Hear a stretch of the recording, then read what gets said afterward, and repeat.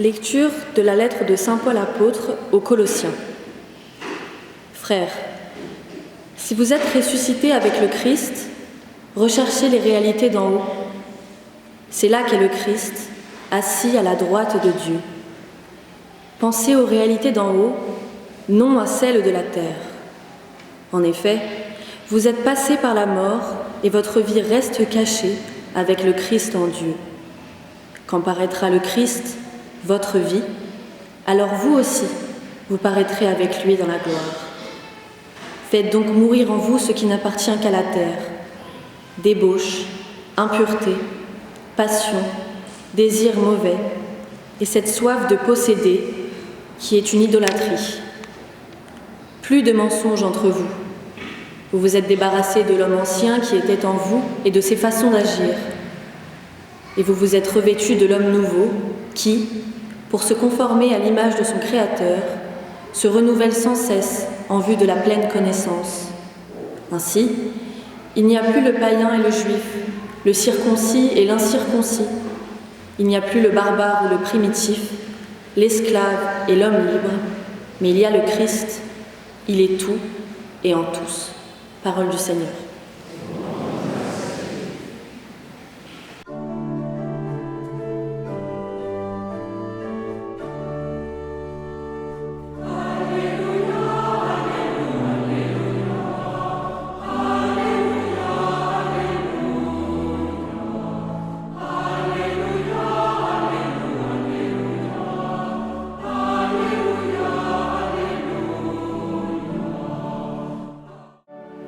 Heureux les pauvres de cœur, car le royaume des cieux est à eux.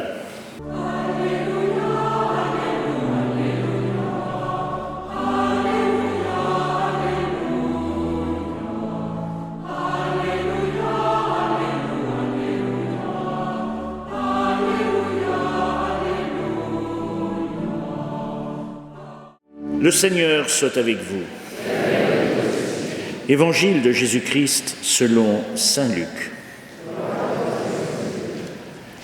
En ce temps-là, du milieu de la foule, quelqu'un demanda à Jésus : « Maître, dis à mon frère de partager avec moi notre héritage. » Jésus lui répondit : « Homme, qui donc m'a établi pour être votre juge ou l'arbitre de vos partages ? » Puis, s'adressant à tous, « Gardez-vous bien de toute avidité, car la vie de quelqu'un, même dans l'abondance, ne dépend pas de ce qu'il possède. » Et il leur dit cette parabole. Il y avait un homme riche dont le domaine avait bien rapporté. Il se demandait « Que vais-je faire ? Car je n'ai pas de place pour mettre ma récolte. » Puis il se dit, voilà ce que je vais faire. Je vais démolir mes greniers, j'en construirai de plus grands. J'y mettrai tout mon blé, tous mes biens.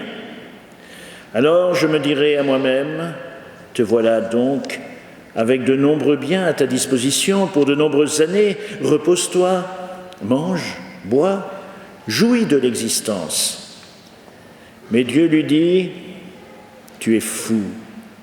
Cette nuit même, on va te redemander ta vie. Et ce que tu auras accumulé, qui l'aura ? Voilà ce qui arrive à celui qui amasse pour lui-même, au lieu d'être riche, en vue de Dieu. Acclamons la parole de Dieu.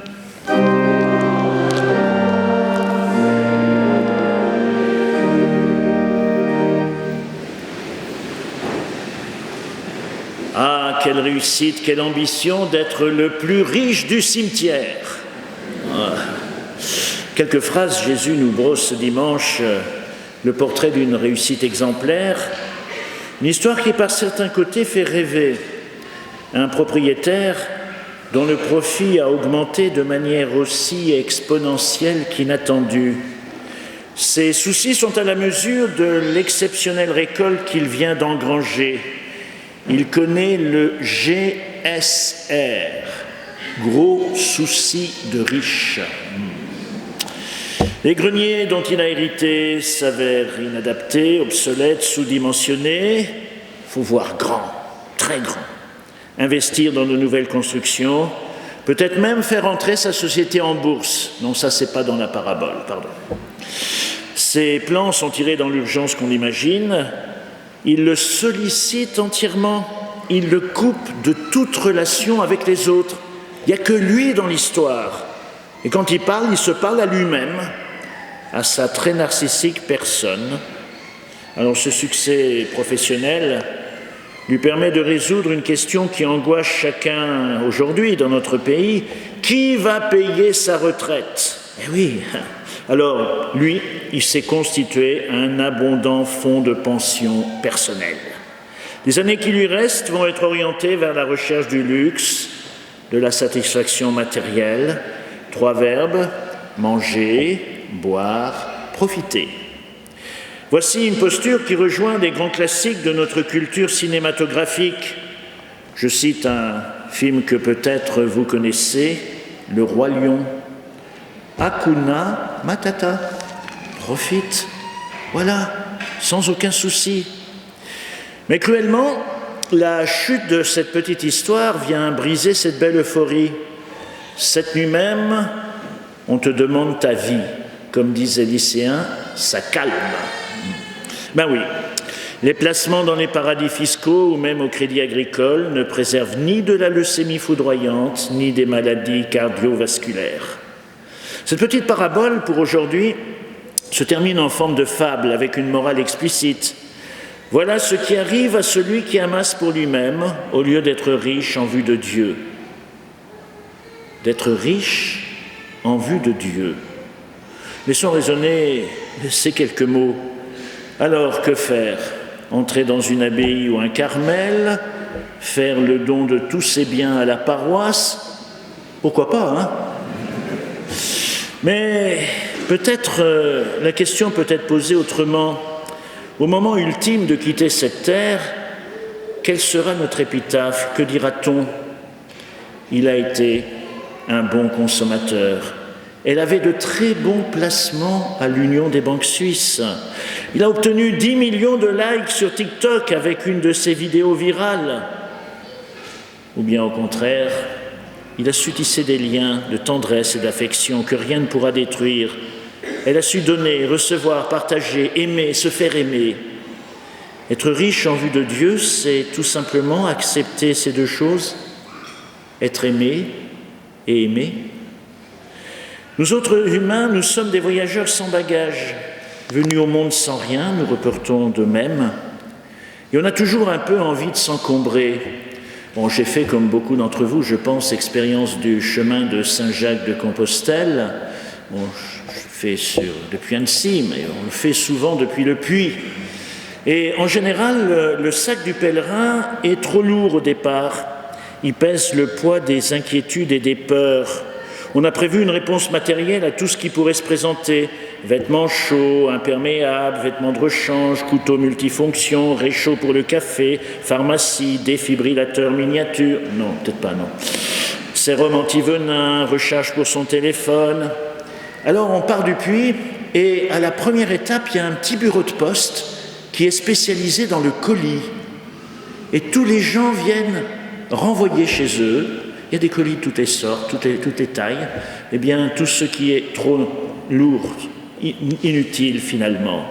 Alors, qu'emporter pour ce pèlerinage de notre existence? C'est finalement une question de choix personnel. Est-ce qu'on cherche la sécurité dans les biens matériels? Parce que c'est vrai que les biens, ça répond à une vieille angoisse, vieille comme l'humanité. On la voit aussi chez les animaux. Pourquoi certains chiens magnifiquement nourris vont aller cacher un os dans un coin du jardin, l'enterrer et reboucher? On se dit, c'est bizarre quand même. Eh bien, à l'état sauvage, le chien ne savait pas quand il trouverait son prochain repas. Alors il transportait les os remplis de moelle, riches en nutriments, près de son repère pour les enterrer. Mais nos chiens domestiques continuent quelquefois à le faire, portent cet instinct. Vous n'empêcherez pas votre chien à creuser des trous dans votre jardin, c'est sa nature. Mais pour nous les humains, peut-être bien qu'être riche en vue de Dieu, c'est paradoxalement savoir donner. Donner de ses biens, mais c'est lorsque on se donne soi-même qu'on donne réellement.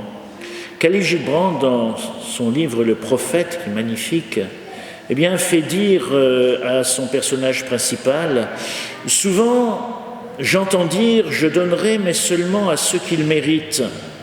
Et il rajoute « les arbres de vos vergers ne parlent pas ainsi, ils donnent afin de vivre, car retenir c'est périr. Retenir c'est périr ». Alors un bon observateur de notre humanité remarquait « ils sont étranges nos contemporains ». Ils perdent la santé pour accumuler de l'argent, ensuite ils perdent de l'argent pour retrouver la santé, ils pensent si anxieusement au futur qu'ils oublient le présent, de telle sorte qu'ils ne finissent par vivre ni dans le présent ni dans le futur. Ils vivent comme s'ils n'allaient jamais mourir et ils meurent comme s'ils n'avaient jamais vécu. Bon, c'est pas pour nous ça, hein. Enfin bon. Tu es fou, rajoute Jésus dans sa parabole à propos du riche. Terminons par une petite histoire. Traditionnellement, se passe au Mexique, un endroit touristique où vont les touristes nord-américains. C'est toujours plus facile de parler des autres, hein, des Américains. Bon. Et alors qu'ils rencontrent un pêcheur mexicain qui revient justement de pêche matinale, dit oh, « vous avez beaucoup pêché, oh, ça va, ça se passe bien, etc. Mais vous rentrez déjà maintenant ?»« Ben oui, c'est bon. Mais pourquoi vous ne restez pas plus longtemps en mer ?» Eh bien, en fait, c'est pas nécessaire. Je peux subvenir aux besoins de ma famille. Mais qu'est-ce que vous allez faire le reste du temps ? Ben, voir mes amis, jouer avec mes enfants, mes petits-enfants, faire la sieste. Ce soir, on a une petite fête, il y aura de la guitare, ça va être très agréable. Alors l'Américain l'interrompt. Écoutez, j'ai un doctorat en management de l'université de Harvard. Et je vais vous donner quelques conseils. Vous devriez commencer par pêcher plus longtemps. Et avec l'argent, vous achetez un deuxième bateau, puis ensuite un troisième, etc. Vous vous faites une petite flotte de chalutiers, puis au lieu de vendre vos poissons à un intermédiaire, vous pourriez négocier directement avec l'usine, ou même fonder votre propre usine, votre propre marque. Vous l'introduisez ensuite en bourse, et à partir de là, vraiment, vous allez avoir une fortune très confortable. Combien de temps ça va prendre, demande le Mexicain. Une vingtaine d'années, voilà, suivez mes conseils. Et après, ça va devenir vraiment intéressant. Vous allez vivre magnifiquement, vous pourrez être un peu tranquille, profiter du temps, de vos enfants, de vos petits-enfants, le soir aller à une petite fête, jouer de la guitare, etc. Et pourquoi vous voulez que j'attende 20 ans? Je le fais déjà. Alors, quel sens voulons-nous donner à notre vie? À quel essentiel l'Évangile nous invite-t-il?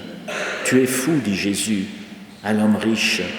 Eh bien, voyons nous aussi où sont nos principaux centres d'attention.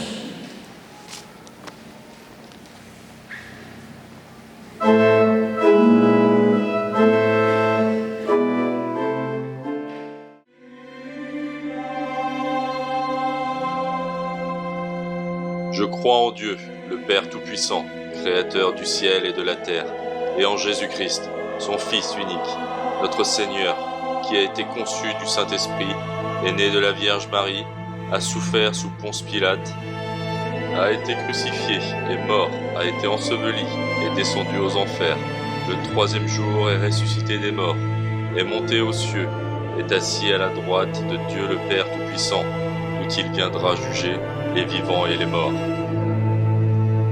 Je crois en l'Esprit Saint, à la Sainte Église catholique, à la communion des saints, à la rémission des péchés, à la résurrection de la chair, à la vie éternelle. Amen.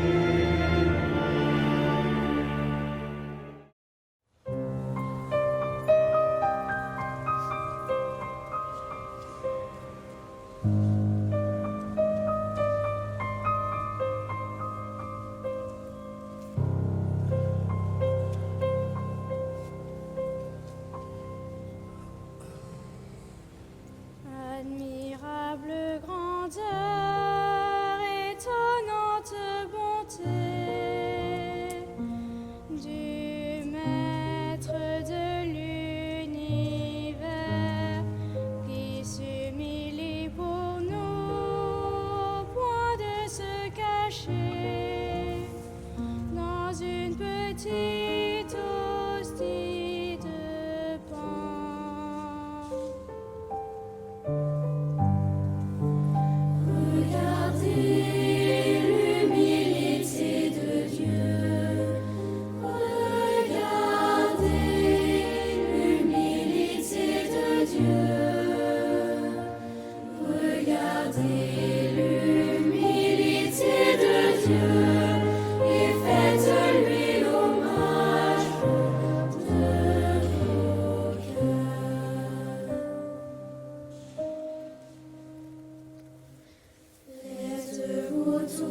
petit